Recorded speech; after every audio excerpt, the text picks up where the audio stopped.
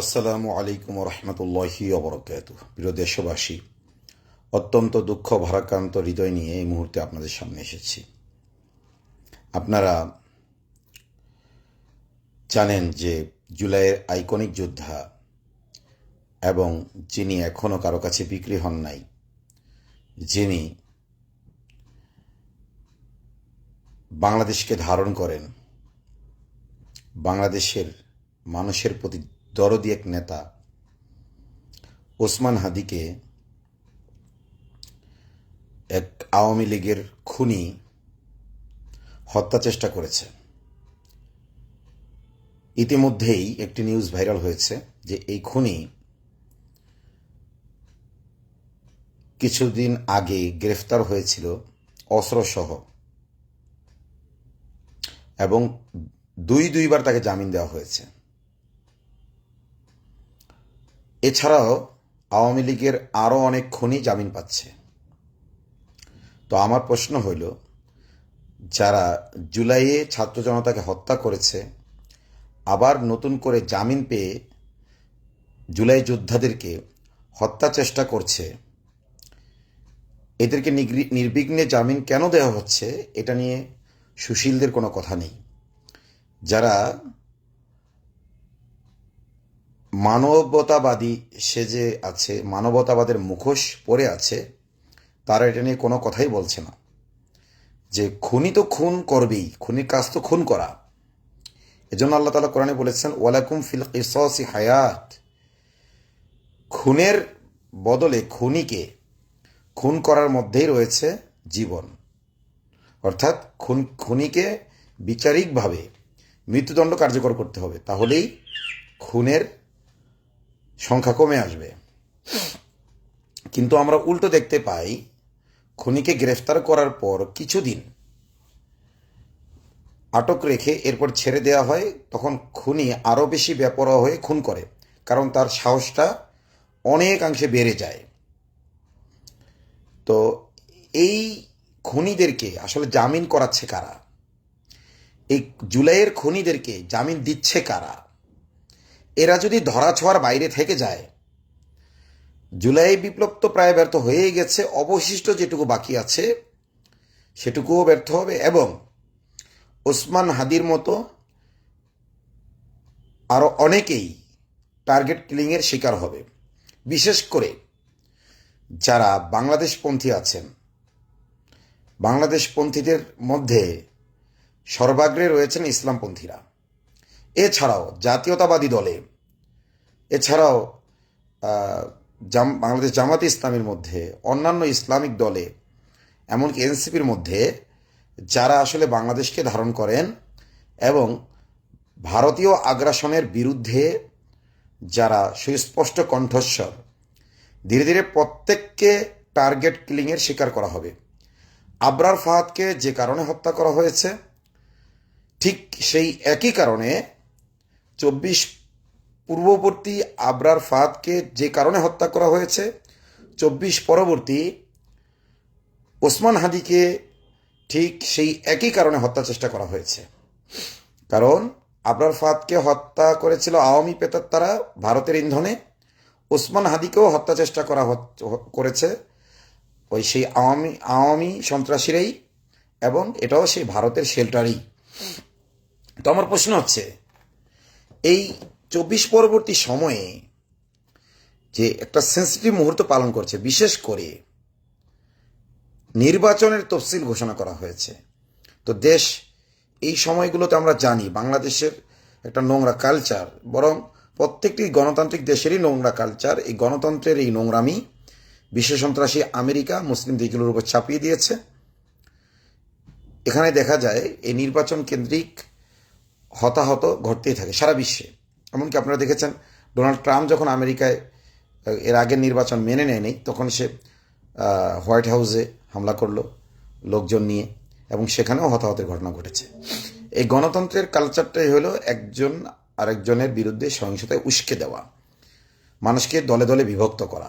গণতন্ত্রের মূল উদ্দেশ্যই এটা, যে মানুষে হানাহানি বাড়ানো। গণতন্ত্র ধর্ষক তৈরি করে, খুনি তৈরি করে, স্বৈরাচার তৈরি করে। এটা আমরা বাংলাদেশে 1971-এর পর থেকেই দেখে আসছি, বরং 1947-এর পর থেকেই দেখে আসছি।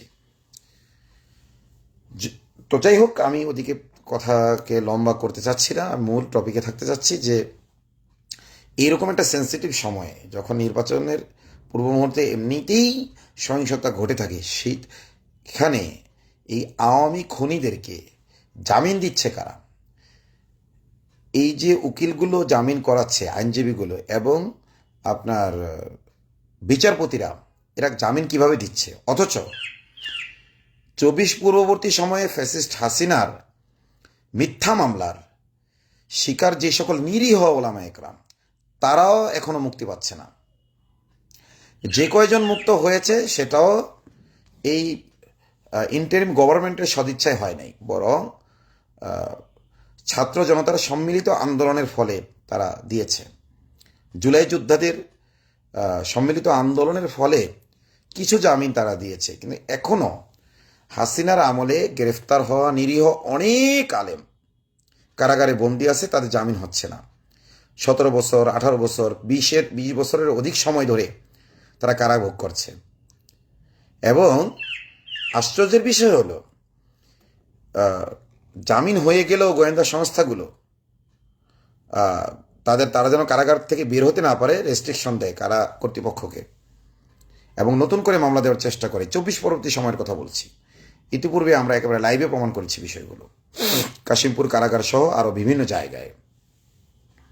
এগুলো আপনারা প্রত্যক্ষ করেছেন আমার লাইভের মাধ্যমে। এমনকি যারা জামিন পায় তাদেরকেও ডিস্টার্ব করে। ইসলামপন্থীরা যারা জামিন পেয়ে বাইরে আছে, গোয়েন্দারা প্রচুর নজরদারি করে, তাদেরকে ডিস্টার্ব করে। কিন্তু আওয়ামী সন্ত্রাসীদেরকে জামিন দিয়ে দিচ্ছে, এদের পিছনে কোনো নজরদারি কেন নাই? যে ছেলেটা জামিন পেয়েছে, সেই ছেলেটা যে এই যে আওয়ামী লীগের একটা দায়িত্বে ছিল এবং সে ইতিপূর্বেও খুনি হিসেবে চিহ্নিত, এবং প্রশাসন একটা পুলিশ মানে একটা সন্ত্রাসীকে ধরার জন্য পুলিশের কত এফোর্ট ব্যয় করতে হয়, কত সময় ব্যয় করতে হয়, কত অর্থ ব্যয় করতে হয়, এবং রাষ্ট্রের কত গুরুত্বপূর্ণ সময় একটা সন্ত্রাসীকে ধরার জন্য পুলিশ ব্যয় করে। এরপরে মুহূর্তের মধ্যেই বাস জামিন পেয়ে যাচ্ছে। আওয়ামী লীগ শত শত কোটি টাকা, হাজার হাজার লক্ষ কোটি টাকা বিদেশে পাচার করে রেখেছে, এবং সেইগুলোর মাধ্যমে এই যে জামিন করাচ্ছে তাদের সন্ত্রাসীদেরকে। তো এই সন্ত্রাসীরা জামিন পাওয়ার পরে এদের পেছনে কোনো নজরদারি কেন নাই? এদের পিছনে নজরদারি কেন নাই? আজকে যদি এই খুনির ব্যাপারে নজরদারি থাকতো, যে এই খুনিকে জামিন দেওয়ার পরে সে কোথায় যায়, হ্যাঁ, এমন যদি হইতো যে দু একজনকে জামিন দিচ্ছে এই জন্য যে তার যে অন্যান্য আওয়ামী দোসররা আছে এটাকে বের করার জন্য, তাহলে তো ভিন্ন কথা ছিল কৌশল হিসেবে। তা তো করে নাই, তারা তো কোনো নজরদারি করে নাই। আজকে যদি নজরদারি করতো তাহলে এই যে ইন্ডিয়া সহ বিভিন্ন দেশে পলাতক আওয়ামী লীগের নেতাদের সাথে যোগসাজশ করে যে ওসমান হাদিকে টার্গেট কিলিংয়ের উদ্দেশ্যে হামলাটা করলো তার উপরে, এটা করা কি সম্ভব হইতো যদি এদের পিছনে আসলেই নজরদারি থাকতো? তো প্রশাসন কেন নজরদারি করে না? তো প্রথমত জুলাইয়ের খুনিরা জামিন পাচ্ছে, তো জামিনগুলো কারা করছে, কোন বিচারপতি তাকে জামিন দিচ্ছে, এদেরকেও তদন্তের আওতায় আনা দরকার।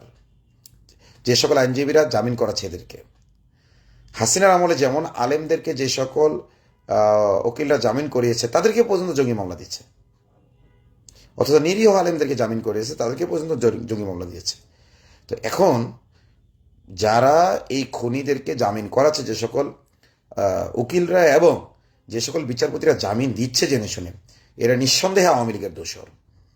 এজন্য তদন্তের মধ্যে এদেরকে আওতায় আনা দরকার। এমনকি যে সকল গোয়েন্দা সংস্থার সদস্যরা আলেমোলামারা, নিরীহ আলেমোলামারা, তিনি বের হয়ে দেখতেছেন তার বাবা মারা গেছে, মা মারা গেছে, তার স্ত্রী নেই, তার সন্তানদের পর্যন্ত বিয়ে শাদী হয়ে গেছে, বৃদ্ধ মানুষ, তারাও আমাকে জানায় যে তাদেরকে প্রচুর নজরদারি করা হয়, টর্চারের শিকার হতে হয়। আমাদের ফারাবি, সেও আমাকে একাধিকবার জানিয়েছে।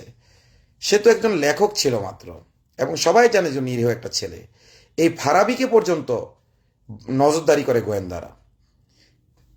তো আলেম ওলামা এবং নিরীহ তৌহিদি জনতা তো দেশের জন্য আতঙ্ক নয়, যারা প্রকৃত আতঙ্ক এদের পেছনে নজরদারি নেই। আরেকটা বিষয় হলো ইন্টেরিম এর সময় আর বেশি বাকি নাই। ইন্টেরিম সবচেয়ে বেশি দায়ী জুলাইয়ের গলা টিপে যে হত্যা করেছে যারা, তার মধ্যে এর মধ্যে সবচেয়ে বেশি দায়ী হলো ইন্টারিম গভর্নমেন্ট। তারাই জুলাইকে হত্যা করেছে, হত্যা করার সুযোগ করে দিয়েছে। তো ইন্টারিম গভর্নমেন্টকে বলছি, আপনারা আমেরিকান বিভিন্ন এজেন্ডা বাস্তবায়নে যতটা তৎপর, আমাদের জুলাই যোদ্ধাদের মামলাগুলো খালাসের ব্যাপারে আপনারা ততটা তৎপর নন কেন? এখনও আমি আমার মামলার কথা বলি, আপনারা সকলেই জানেন আমাকে যখন গ্রেফতার করে লাইভে গ্রেফতার করেছিল তারা, আমি তখন ফেসবুক লাইভ চালু করেছিলাম এবং আমি স্বেচ্ছায় এসেছিলাম। তারা যখন আমাকে গ্রেফতার করতে পারে নাই, আমি আরেকটা মসজিদে ছিলাম, ঘটনাক্রমে তারা অন্য একটি মসজিদ ঘেরাও করেছিল। আমাকে ফোন করার সাথে সাথে আমি জেনে বুঝে এসেছি। আমার পরিবার বলেছিল তুমি পুলিশের কাছে ধরা দিও না, এমনকি আমার মসজিদে মুসল্লিরা বলেছিল, কমিটি বলেছিল, তবুও আমি বলেছি না, আমি তো কোনো অপরাধ করিনি, আমি তাদের সামনে যাবো, আমি ফেস করবো, আমি পলাবো না। আমি লাইভ করে গ্রেফতার হয়েছি, এতদূর সত্ত্বেও আমাকে দীর্ঘদিন গুম করে রেখেছিল। এরপরে আমাকে যে মামলা দিয়েছে, কোনো ধরনের কোনো সামঞ্জস্য নাই মামলার, এজাহারের এবং তদন্ত রিপোর্টের কোনো সামঞ্জস্যতা নাই। সেখানে আমাদের এই মামলাগুলো এখনও নিষ্পত্তি করা হচ্ছে না। এমনকি মজার ব্যাপার হলো এই 24 পরবর্তী সময়ে আগে যেখানে ঘন ঘন ডেট পড়তো মানে শুনানির জন্য, এখন ডেট মানে 2টা ডেট মনে হয়ে পড়ছে, 2টা না 3টা, এই লম্বা সময় 24 পরবর্তী সময়ে। এমনকি কোনো সাক্ষী আসতেছে না, মামলার বাদী আসতেছে না। হ্যাঁ, তার মানে এই মামলাগুলোকে তারা জিয়ে রাখতে চাচ্ছে, যাতে পরবর্তী যে সরকারই আসুক তারা যেন আবার ইসলামপন্থীদের উপর জুলুম নির্যাতন করে দেখাতে পারে, এই দেখো আমরা জঙ্গি নিধন করছি। তো এই জন্য আমি বিশেষ করে ওলামা একরামের দৃষ্টি আকর্ষণ করব, যারা আপনার মুক্ত হয়েছেন এবং মুক্ত হয়ে মনে করছেন যে আপনারা স্বাধীনতার স্বাদ ভোগ করছেন। অনেকে হয়তো কিছু রাজনৈতিক কর্মকাণ্ড করছেন, কিছু মাহফিলে যাইতে পারতেছেন। এই দিন না, সামনে আরও দিন আছে। আপনারা যদি বিষয়গুলোতে এখনই সোচ্চার না হন, এই ইন্টারিম গভর্নমেন্ট থাকতেই যদি আমাদের মামলাগুলোর নিষ্পত্তি না হয়, আমরা অপরাধী যদি হয়ে থাকলে আমাদের শাস্তি দিক প্রমাণ করে। হাসিনাকে যেভাবে লাইভে বিচার করা হয়েছে, আমি বিক্রমপুরীর নামে হাসিনা যে মামলা দিয়েছে সেটার লাইভে বিচার করা হোক। অনেক কথাই আমরা শুনতে পাচ্ছি যে বলা হচ্ছে আমাদের মামলাগুলো তো রাজনৈতিক মামলা না, ইন্টারিম গভর্নমেন্ট শুধুমাত্র রাজনৈতিক মামলাগুলো নাকি নিষ্পত্তি করতে বলেছেন। আমাদের মামলা তো আর রাজনৈতিক মামলা না। আমার প্রশ্ন হইল, আলেমদের চেয়ে বড় রাজনীতি কারা করে? আল্লাহ তাআলা কোরআনে বলেছেন, কুনতুম খায়রা উম্মাতিন উখরিজাত লিন-নাস তা'মুরুনা বিল মারুফ ওয়া তানহাউনা আনিল মুনকার ওয়া তু'মিনুনা বিল্লাহ। তোমরাই শ্রেষ্ঠ জাতি, তোমাদেরকে সৃষ্টি করা হয়েছে সৎ কাজের আদেশ করার জন্য, অসৎ কাজে বাধা দেওয়ার জন্য। আলেমরা তো এই কাজটাই করে। এর চেয়ে বড় রাজনীতি আর কি আছে? মানে নির্দিষ্ট কোনো দলের দালালি না করলে রাজনীতিবিদ হওয়া যায় না নাকি? হাসিনার আমলে ফ্যাসিস্ট সরকারের সমালোচনা করে, মুজিববাদের সমালোচনা করে, ভারতীয় আগ্রাসন, আমি ডারতীয় বলে ফেলছি যেহেতু রেস্ট্রিকশনের কারণে আমরা ডারতীয় লিখি, এই জন্য মুখে ওইটাই এসে গেছে, অভ্যাস হয়ে গেছে। ভারতীয় আগ্রাসনের বিরুদ্ধে যে সকল লোকজন কথা বলেছে, মানে এর চেয়ে বড় রাজনীতি কি? তার মানে কোনো দলের লেজুর ভিত্তিই করতে হবে, তাহলেই তিনি রাজনীতিবিদ হবেন? রাজনীতির সংজ্ঞাটা আসলে কি? কোনো নির্দিষ্ট দল না করলে কি আসলে এটা রাজনীতি হয় না? হাসিনার আমলে আমরাই তো রাজবন্দী ছিলাম। তো এখন প্রশ্ন হলো, আমাদের নিরীহ আলেম ওলামা, সরকারের উচিত ছিল সরকার আলাদাভাবে অর্থায়ন করে সুন্দর স্মার্ট উকিল নিয়োগ করে এদের পক্ষে শুনানি করে এই জামিনগুলো করানো, কিন্তু করায় নাই। আবার যারা নিজের অর্থে খরচ, নিজের জমি জমা বিক্রি করে উকিলকে টাকা দিয়ে তারপরে যখন কোনো রকম জামিন পেয়েছে, এখন তার রিস্কের মধ্যে আছে। অনেকের 5-6 মাসের জন্য জামিন হয়েছে,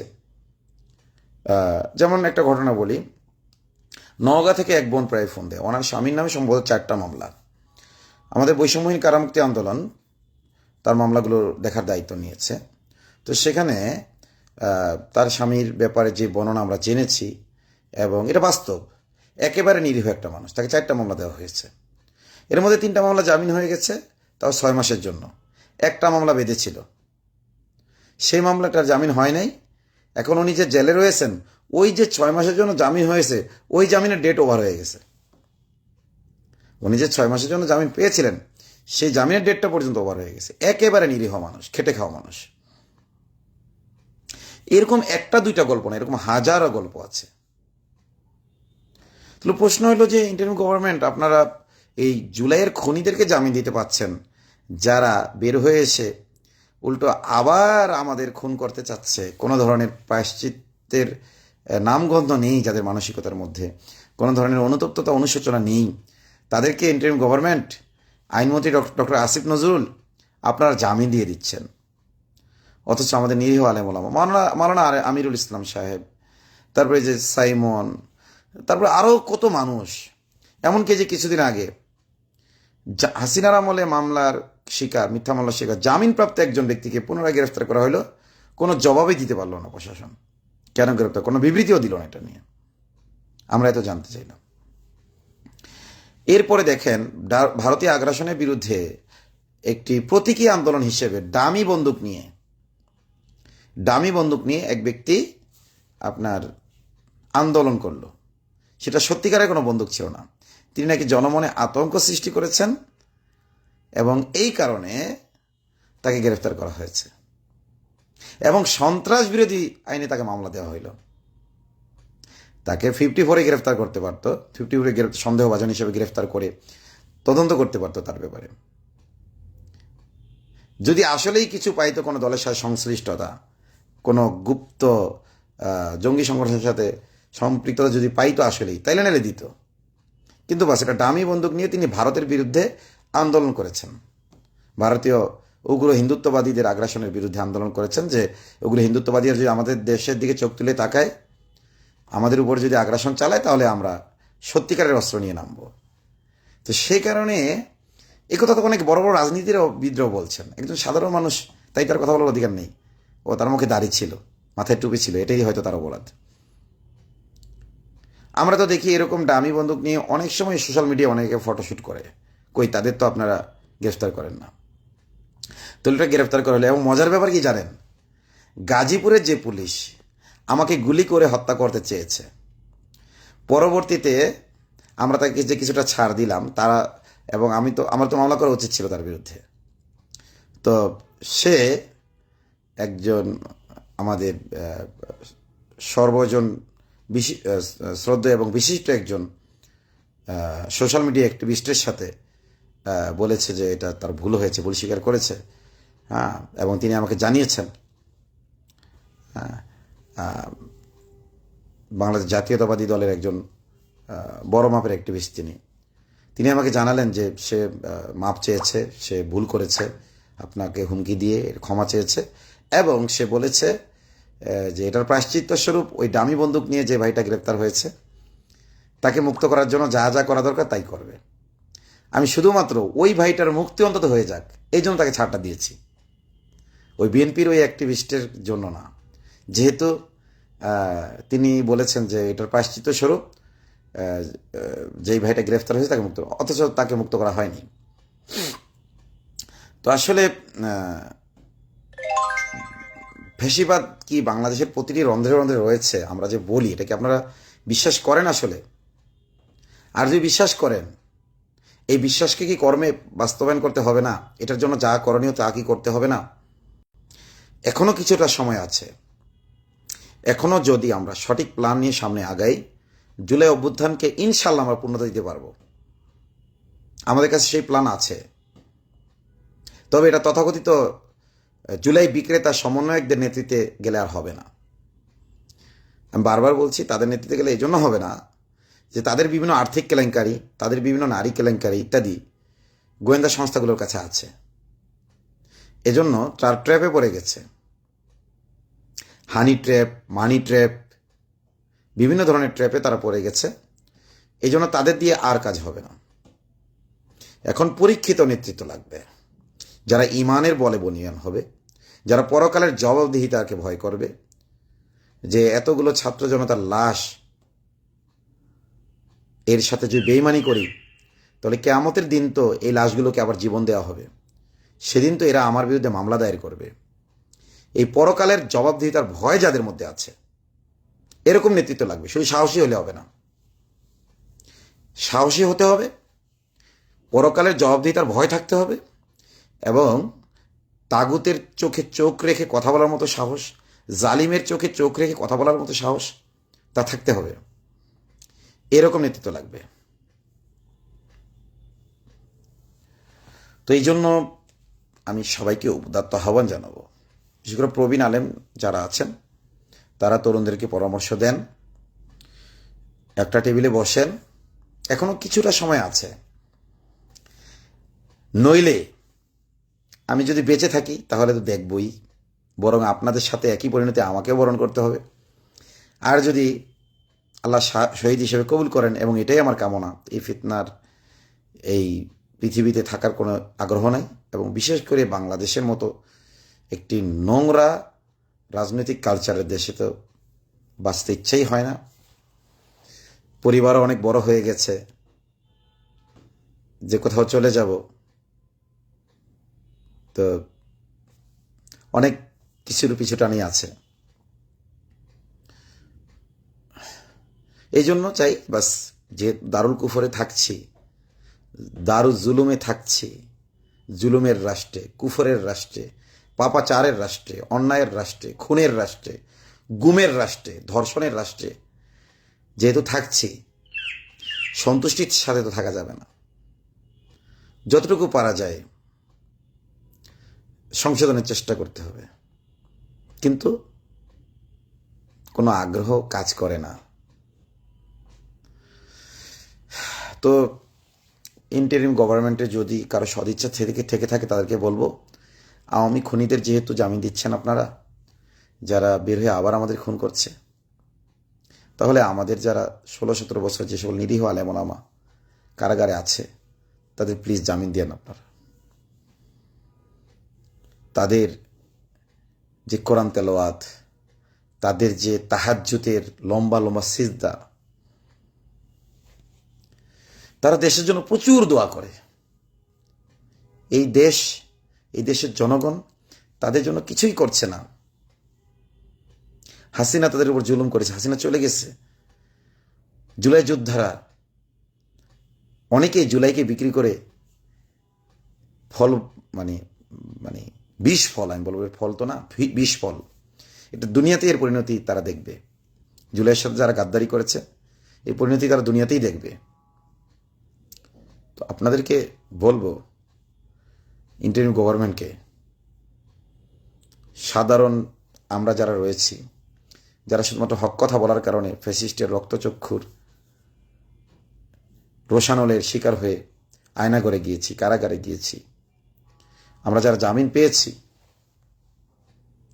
আমাদের মামলাগুলো আপনারা নিষ্পত্তি করেন। কোর্টে আর কত দৌড়াবো আমরা, আর কত খরচ করব? হ্যাঁ, যদি অপরাধী হয়ে থাকি, ইন্টারিম গভর্নমেন্ট থাকতে থাকতেই আমাদের একটা বিচার করে ফেলেন, আমাদের শাস্তি দিয়ে দেন। আপনারা তো আমাদের রক্ত আর লাশের উপরে এসেছেন। যদি মনে করেন যে হ্যাঁ, আমরা কোনো হাসিনার আমলেও কোনো ধরনের সন্ত্রাসী কর্মকাণ্ডের সাথে জড়িত ছিলাম, হ্যাঁ, হাসিনা রেজিমের বিরোধিতা আমরা করেছি, ইসলাম প্রতিষ্ঠার কথা আমরা বলি, কিন্তু এটা তো আল্লাহ দায়িত্ব দিয়েছেন। কোরআন এই কথাগুলো আছে, হাদিসে কথাগুলো আছে, এই জন্য বলেছি। কিন্তু আমরা কোনো ধরনের কিছুর সাথে আমাদের কি আছে, মানে নিষিদ্ধ কিছুর সাথে যদি আমাদের যোগসূত্র পান, আমাদের বিচার করেন, আমাদেরকে শাস্তি দিয়ে দেন। আপনাদের যে বেইনসাফি আইন আছে, এই আইনের এই বেইনসাফের ভিতরেও যেটুকু ইনসাফ আছে, এইটুকু ইনসাফ দিয়ে আমাদের বিচার করেন। কিন্তু ঝুলে রাখছেন কেন আমাদেরকে? আর কত ঝুলে থাকবো আমাদের মামলাগুলো? তো আমরা যারা জামিন পেয়েছি তাদেরকে এটা করেন, আর যারা জামিন এখনো পায় নাই তাদেরকে দ্রুত জামিন দেন। মানে আমাদের হয় এসপার নয় এসপার করেন, যদি আমরা অপরাধী হয়ে থাকি আমাদেরকে সাজা দিয়ে দেন, কিন্তু এই গভর্নমেন্ট থাকতে থাকতে এটা করেন। আপনারা আমাদের রক্ত আর লাশের উপরে এসে যদি এই কাজগুলো না করেন, পরবর্তী গভর্নমেন্ট এগুলো করবে না। এবং এখনও কিছুটা সময় আপনাদের আছে। আর নইলে আপনাদের দুনিয়া আখেরাত উভয় জগতে পরিণতি খুব ভয়াবহ হবে। আমরা রাতের লম্বা সেজদায় আপনাদেরকে নাম ধরে ধরে বদদোয়া করব। যারাই আমাদেরকে মজলুমদেরকে অসহযোগিতা করবেন, এই মজলুম মুসলমানদের রক্ত আর লাশের উপরে ক্ষমতায় বসে যারাই হাত গুটিয়ে নিয়েছেন, গুটিয়ে নেওয়ার কথা বলেছেন, আপনাদেরকে বলবো যা মজলুমের বদদোয়াকে ভয় করেন। রাসূল সাল্লাল্লাহু আলাইহি ওয়াসাল্লাম বলেছেন, ইত্তাকু দাওয়াতাল মাজলুম, তোরা মজলুমের বদদোয়াকে ভয় করো। আর অন্য মজলুমের সাথে আমাদের পার্থক্য আছে কিন্তু, কারণ অনেক সময় দোয়া আল্লাহ কবুল করেন না সৎ কাজের আদেশ অস্বীকার নিষেধ না করার কারণে। আমরা কিন্তু এটা করি। দোয়ার শর্ত পূরণ হওয়ার জন্য যা লাগে এটা আমি সর্বোচ্চ রক্ষা করার চেষ্টা করি। আমাদের অনেক ভাই আছে, অন্তত দোয়াটা যেন আল্লাহর কাছে কবুল হয়, দোয়ার যে সকল শর্ত আছে এগুলো রক্ষা করার জন্য আমরা চেষ্টা করি। সেই শর্তগুলো রক্ষা করে আপনাদের জন্য কঠিন বদদোয়া করব আমরা, যদি আপনারা আমাদের রক্ত আর লাশগুলোর সাথে এইভাবে বেইমানি করেন। আপনারা কোথায় যাবেন?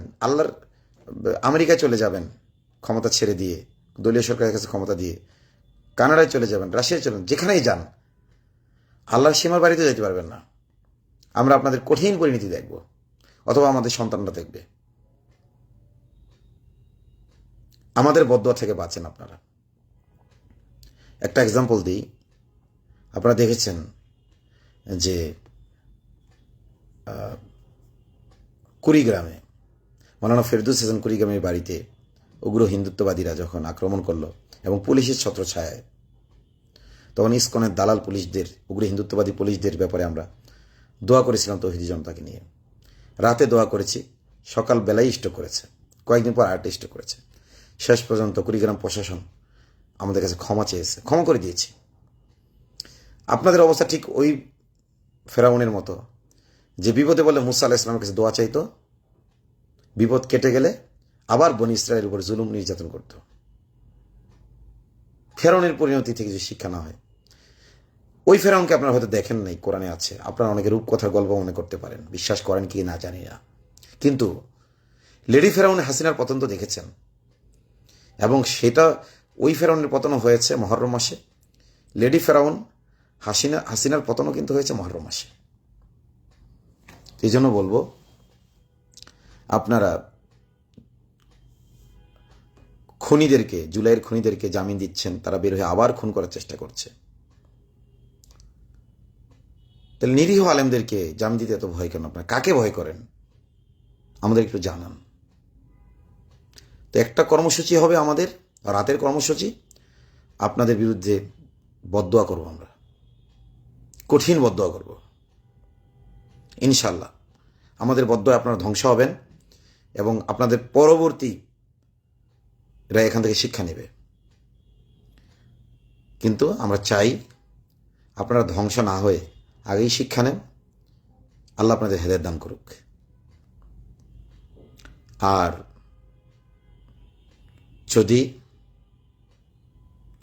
আপনারা এইটুকুতে আমাদের আবদারকে না রাখেন, এটা শুধু রাতের বদদোয়াতেই সীমাবদ্ধ থাকবে না। রাতে হবে বদদোয়া এবং দিনে হবে কঠোর আন্দোলন ইনশাআল্লাহ। আমি সকল মুসলিমদেরকে বলবো, যাদের নামে মামলা রয়েছে, হাসিনার আমলের যারা মিথ্যা মামলার শিকার, আপনারা প্রস্তুতি নেন, আপনাদের পরিবারের সদস্যদেরকে প্রস্তুত করেন এবং মুসলিমদের যতগুলো সংগঠন রয়েছে, বৈষম্যহীন কারামুক্তি আন্দোলন সহ, বারবার ডিস্টার্বিং। আসসালামু আলাইকুম ভাই, আমি একটা লাইভে আছি, আপনি বারবার কল দিচ্ছেন কেটে দেওয়ার পরেও, কারণ কি? আমি একটা লাইভে আছি ভাই, বারবার কল দিয়েন না।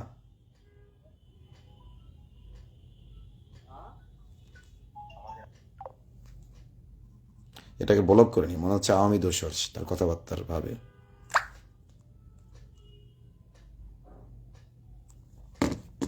বিদেশ থেকে বিদেশি নাম্বার দিয়ে কল দিয়েছে, হুমকি ধুমকি দেবে আর কি। আল্লাহ আকবার। তো যেটা বলছিলাম, একে তো আমরা রাতে বদদোয়া করব যারাই মুসলিমদেরকে অসহযোগিতা করবে তাদের জন্য, দ্বিতীয় দিনে হবে কঠোর কর্মসূচি ইনশাআল্লাহ। আমাদের যত নিরীহ ওলামা ইকরাম আছেন, যাদের নামে মামলা আছে, যাদের নামে মোকদ্দমা আছে, যারা বিশ্বাস করেন যে আপনি নিরপরাধ, আপনারা প্রস্তুতি নেন, দুর্বার আন্দোলন গড়ে তুলতে হবে। আর যদি এই প্রস্তুতি না নেন, পরে আফসোস করবেন, আবার ওই আয়নাঘরে যাবেন, কারাগারে যাবেন, তখন আফসোস করবেন। তো দুর্বার আন্দোলন গড়ে তুলতে হবে, এবং এটা এই জন্যই গড়ে তুলতে হবে যে তারা খুনিদেরকে জামিন দিচ্ছে, নিরীহ আলেমদেরকে কেন জামিন দিচ্ছে না, এটার জন্যই। তো প্রস্তুতি নেন, এবং মুসলিমদের যতগুলো সংগঠন আছে, আমাদের আজাদি আন্দোলন বাংলাদেশ আছে, বৈষম্যহীন কারামুক্তি আন্দোলন আছে, কাউন্সিল এগেনস্ট ইনজাস্টিস আছে, ওলামা জনতা ঐক্য পরিষদ আছে, ইন্তেফাদা বাংলাদেশ আছে, এগুলো তো জাতীয় পর্যায়ের। এছাড়াও যেগুলো রয়েছে, আরও হয়তো সবগুলো নাম আমি এই মুহূর্তে নিতে পারিনি। এবং আমি বিশেষ করে ইসলামপন্থী যে সকল রাজনৈতিক দলগুলো রয়েছে এবং মুসলিম বান্ধব অন্যান্য যে সকল দলগুলো রয়েছেন, আপনারা যদি সম্ভব হয় তাহলে দলীয় ব্যানারে আমাদেরকে সমর্থন দেবেন। অন্তত দলীয় ব্যানার যদি আপনারা নাও পারেন, আপনাদের নির্বাচনে ভোটের অনেক বিষয় আছে, নিবন্ধনের অনেক বিষয় আছে, অন্তত ব্যক্তি পর্যায়ে হলেও আপনারা মাজলুমদের কাতারে সামিল হবেন। কারণ বিগত বছরগুলোতে শুধু কিন্তু অরাজনৈতিক ব্যক্তিরই মামলা খায়নি। আপনারা হয়তো রাজনৈতিক ব্যক্তি হওয়ার কারণে আপনাদেরটা একটু দ্রুত খালাস হয়ে গেছে ইন্টারিমের আমলে, কিন্তু এই দিন না, আরও দিন আছে। এগুলো মজলুমদের থেকে কেউ হাত গোটিয়ে নিয়েন না। অনেক টাকা পয়সা খরচ হচ্ছে তৌহিদি জনতার, এক একজন উকিল টাকার কুমির হয়ে যাচ্ছে। হ্যাঁ, এই টাকাগুলো নিয়ে এক একজন আইনজীবী টাকার কুমির হচ্ছে। এরপর আমাদের ভাইদের জামিন হচ্ছে না। মুসলিমদের কত কষ্টের টাকা। অনেক মাদ্রাসা ছাত্ররা নাস্তা না করে তার টাকাটা মুসলিমদের জন্য দান করে। অনেক মা বোন এমন আছে ভালো কাপড় না পরে, এমনকি এমন মা আছেন যিনি নিজের তুলে রাখা কাপড় বিক্রি করে মুসলিমদের জন্য টাকা দেন। আমি আমার স্ত্রীর কথা বলি। আমার স্ত্রী হাসিনার আমলে মুসলিমদের মুক্তির জন্য এ পথে তার কানের দুল এবং নাকফুল, ওনার নাকফুলটা আগেই এক মুসলিমকে হাদিয়া দিয়ে দিয়েছিল, তার অবশিষ্ট ছিল কানের দুল, যেটা আমার আব্বা, আমার স্ত্রীর শ্বশুর যেটা দিয়েছিল। তার গহনা বলতে এটুকুই ছিল। মহিলাদের কাছে গহনা কত প্রিয় আপনারা জানেন। তো আমার স্ত্রী সেটা দান করে দিয়েছিল। আমি যখন আমার এক ওস্তাদের হাতে নিয়ে দিলাম, তিনি চোখে পানি অনেকটা টলমলো আমি দেখেছি ওনার, কেঁদে দিবেন যেন খুশিতে। বললেন, বৌমার গহনাটুকু তুমি বৌমার কাছে ফিরিয়ে দাও, একান্ত প্রয়োজন হইলে তখন আমরা এটা ব্যবহার করব। এরপরে আমার স্ত্রী দ্বিতীয়বার আবার ওইটা দান করছে, তখন ওনারা গ্রহণ করছে। এরকম অনেক আমাদের মুসলিম বোনেরা রয়েছে যাদের সামান্য যেটুকু গহনা দান করে দেয়, তারা কাপড় বিক্রি করে মুসলিমদের মামলা চালানোর জন্য টাকা দেয় আমাদেরকে। মাদ্রাসা ছাত্ররা নিজেরা নাস্তা না করে সেই টাকাগুলো জমিয়ে রাখে, মুসলিমদের জন্য দেয়। আমরা ব্যর্থ, আমরা তাদের টাকাগুলো নেই, তাদের টাকাগুলো নিয়ে উকিলকে দেই। আমরা আশায় বারবার বুক বাঁধি, অথচ যেই জন্যই তো জনতা টাকা দেয় মামলা চালানোর জন্য, তারা আশা করে, আমরা দিন শেষে তাদেরকে নিরাশ করি। এক উকিল বাদ দিয়ে আমরা আরেক উকিল ধরি, আরেক উকিল বাদ দিয়ে আমরা আরেক উকিল ধরি। কারাগার থেকে মুসলিম ভাইরা সপ্তাহে 4-5 মিনিট বাড়িতে কথা বলার জন্য একটু সুযোগ পান। তার মা বাবা, ভাই বোনের, স্ত্রী সন্তানের কাছে ফোন না দিয়ে আমাদের কাছে ফোনটা দেন। বলো, ভাই আর কত, ইন্টারিম গভর্নমেন্টের সময় শেষ হয়ে যাচ্ছে, আমাদের পক্ষে কেউ কথা বলবে না, কেউ কি আওয়াজ তুলবে না? এই যে কিছুদিন পরে হাইকোর্ট বন্ধ হয়ে যাবে, মুসলিমদের অভিভাবক মুফতি হারুন ইজাজ সাহেব, মাওলানা মীর ইদ্রিস নদভী সাহেব, তারপরে বৈষম্যহীন কারামুক্তি আন্দোলনের নেতৃবৃন্দ সহ ব্যক্তিগত পর্যায়ে আরও অনেক ভাইয়েরা মুসলিমদের জন্য কাজ করে যাচ্ছেন। কোর্টের বারান্দায় বারান্দায় দৌড়াদৌড়ি করতে করতে তাদের জুতা ক্ষয় হয়ে যাচ্ছে। অনেক ভাই ব্যক্তিগতভাবে লাখ লাখ টাকা ঋণ হয়েছেন, যে আগে মুসলিমদের বের করি, আল্লাহ একদিন একদিন শোধ করার তৌফিক দেবে। তারা ব্যক্তিগতভাবে তারা ঋণ করে বারান্দায় বারান্দায় ঘুরছেন। এক উকিল দিয়ে হচ্ছেন, আরেক উকিল ধরছেন, আরেক উকিল দিয়ে হচ্ছেন, আরেক উকিল ধরছেন, কিন্তু এখনো মুসলিমরা কারাগারে রয়ে গেছে।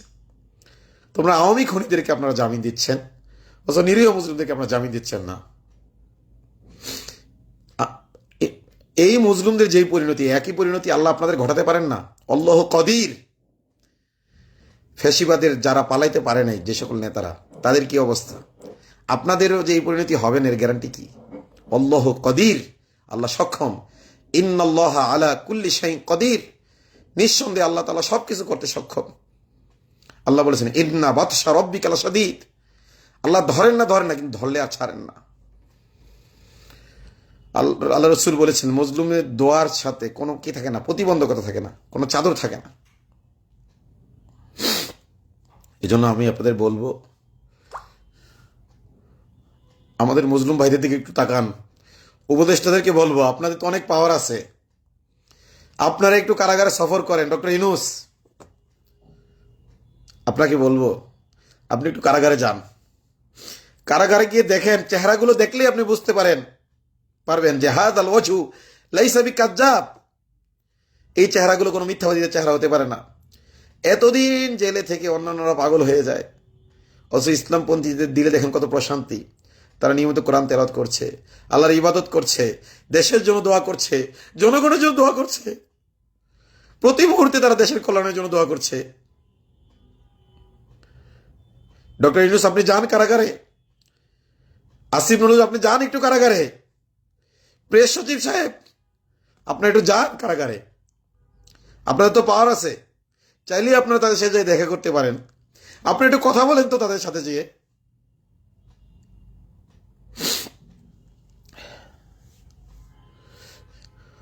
অনেকে তার স্ত্রী গর্ভে সন্তান রেখে এসেছেন, তার সন্তান বালেগ হয়ে গেছে, তার সন্তান বিয়ে করে ফেলেছে, তার নাতি হয়ে গেছে, সন্তানের ছেলে হয়ে গেছে, তার মেয়ের সন্তান হয়েছে, নাতি নাতনি পোতাপত্নী হয়েছে। তাদেরকে একটু কোলে নেবে, চুমু খাবে, বড় আশা। এখন সে বৃদ্ধ হয়ে গেছে, যৌবনে সে জেলে গেছে, এখন সে দাদার বয়সী হয়ে গেছে, এবং দাদাও হয়ে গেছে অনেকে। আর কত শাস্তি আপনারা নজরদারি করেন। ইসলামপন্থী মুক্তিদের নজরদারি করেন, তারা কোথায় যায়, কি করে। আমরা তো যা করি ওপেনলি করি, আমরা তো কোনো গুপ্ত না। তো আমরা কারণ লুঙ্গির নিচে তো যাই না।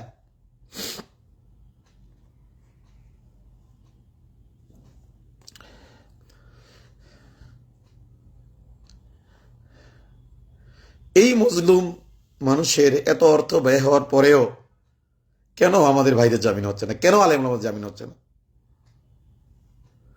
আর এখন যদি না হয়, দলীয় সরকার সেগুলো জামিন দেবে? কোশ্চিন কালেও না। আপনারা যে সাহসটা করতে পারবেন, তারা সেটা করতে পারবে না, কারণ তাদের ক্ষমতা ধরে রাখার লোভ থাকবে তাদের মধ্যে, আন্তর্জাতিক বিশ্বকে বোঝানোর লোভ থাকবে। কিন্তু আপনারা তো চলেই যাবেন, তো যেহেতু আওয়ামী খুনিদেরকে আপনারা জামিন দিচ্ছেন, যারা হাদির মতো লোককে খুন করার চেষ্টা করেছে, জানি না হাদি ফিরে আসবে কিনা। আল্লাহ তাআলা হাদির মতো একজন ভারতীয় আগ্রাসন বিরোধী, উগ্র হিন্দুত্ববাদের আগ্রাসন বিরোধী একজন সৈনিককে আল্লাহ ফিরিয়ে আনুন। ভারতীয় আগ্রাসন বিরোধী যুদ্ধে হাদি আমাদের সহযোদ্ধা। হাদিকে দিয়ে আল্লাহ তাআলা আমাদেরকে শক্তিশালী করুন,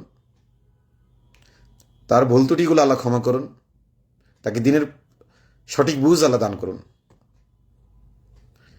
দেখেন, আপনারা বলতেছেন একজন হাদি গেলে লক্ষ হাদি আসবে, এত সহজ না বিষয়টা।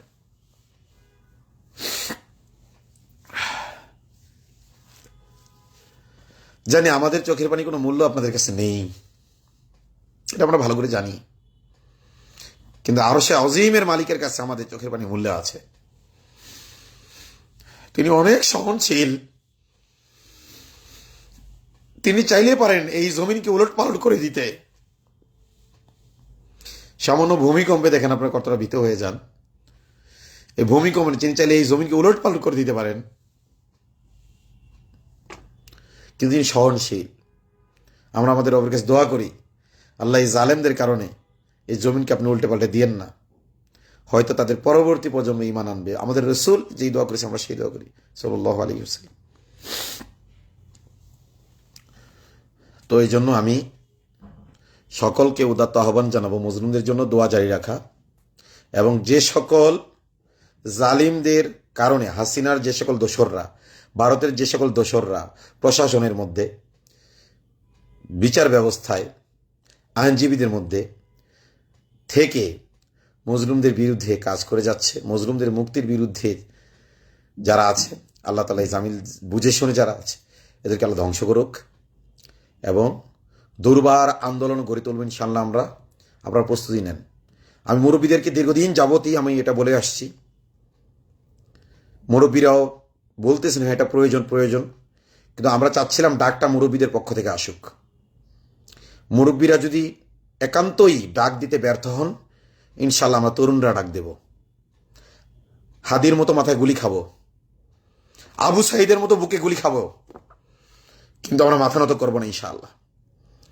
কারণ যারা ৩৬ জুলাই নাম দিয়েছে তারা জুলাইকে বিক্রি করেছে, কিন্তু আমরা জানি হাসিনার পতন হয়েছে মুহররম মাসের ৩০ তারিখে। আমরা মুহররমকে বিক্রি করব না। নাসরুম মিনাল্লাহি ওয়া ফাতহুন করিব ওয়া বাশশিরিল মুমিনিন। ইনকিলাব জিন্দাবাদ।